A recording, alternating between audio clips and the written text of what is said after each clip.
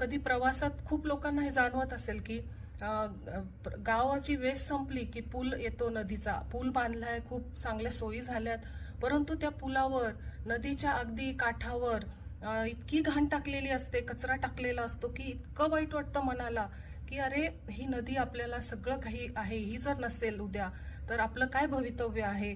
तर मी खरंच मनापासून खूप विनंती करते सर्व ग्रामपंचायतींना की ह्या प्रवृत्ती ज्या कोणी हे कचरा टाकत असेल ह्याला आळा घालावा, ह्याच्यावर लक्ष द्यावं आणि आपल्या या नद्यांना स्वच्छ ठेवावं.